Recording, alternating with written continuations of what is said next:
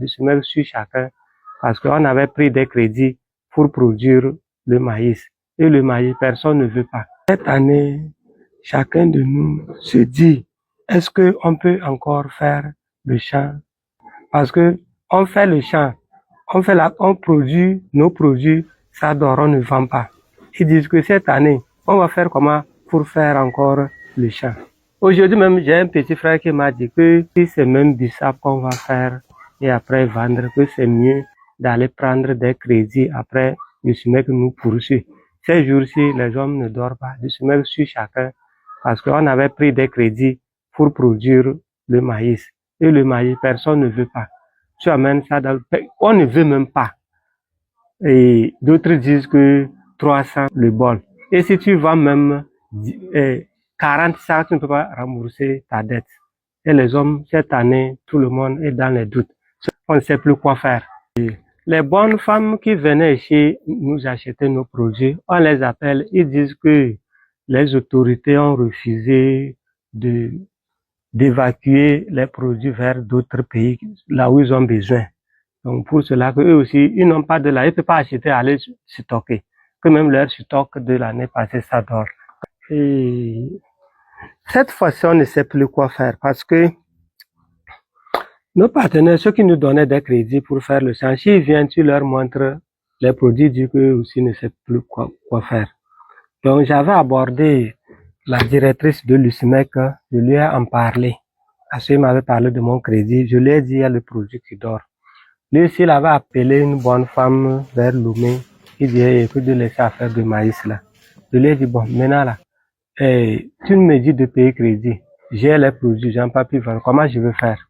Si ce n'est pas ceux qui sont un peu des vieux, je suis sûr que cette année, toute la jeunesse se retrouvera là en aventure. Parce que quel jeune va rester travailler, il ne doit pas trouver quelque chose pour faire ses besoins. Donc, je pense que c'est les parents seulement qui vont rester dans les villages. Moi-même, c'est très étonnant parce que les autorités, je peux dire qu'ils ont oublié les cultivateurs du Togo, surtout dans la savane, ils nous ont oubliés. Pourquoi j'ai dit cela?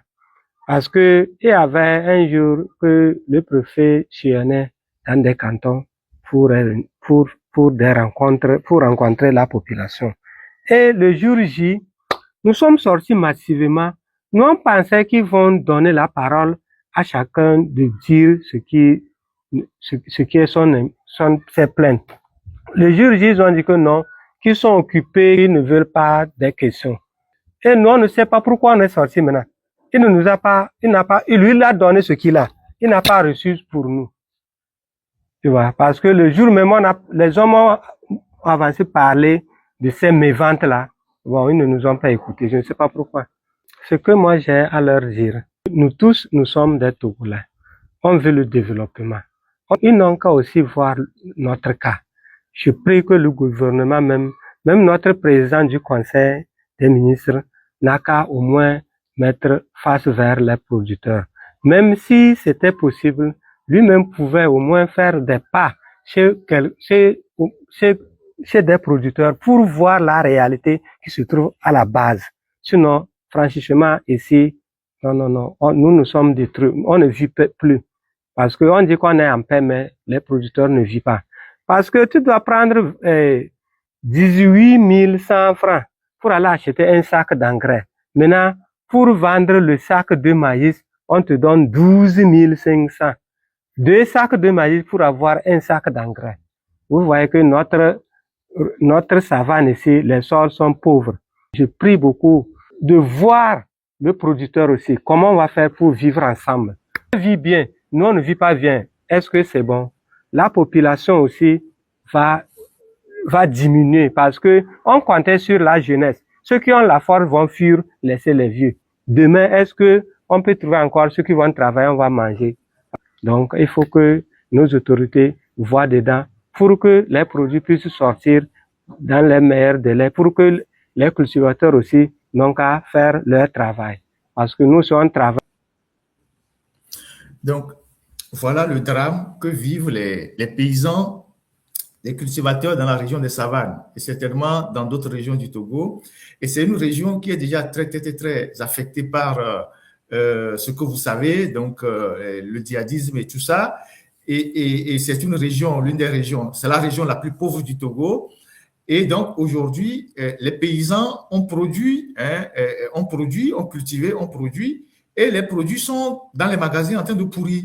Comment vous pouvez imaginer que dans un pays où les gens ont faim, dans un pays où il y a la malnutrition, où les populations ont de la peine à manger 2 fois par jour, les paysans produisent et n'arrivent pas à écouler ça. Et les produits sont dans les magasins, dans leurs chambres en train de pourrir. Du maïs, du soja, du haricot, du mil, tout ça. Comment est-ce qu'on peut imaginer ça? Si ce n'est pas la faillite même de la gouvernance, que des gens produisent. Parce que l'agriculture, à ce que je sache, c'est 40% de l'économie. Donc, si les agriculteurs qui se battent déjà, qui vont faire des prêts pour pouvoir travailler à la force de leurs bras, ne peuvent pas jouir des produits de leurs efforts et que les jeunes soient obligés de quitter cette région-là et aller vers le Ghana, c'est quand même incroyable.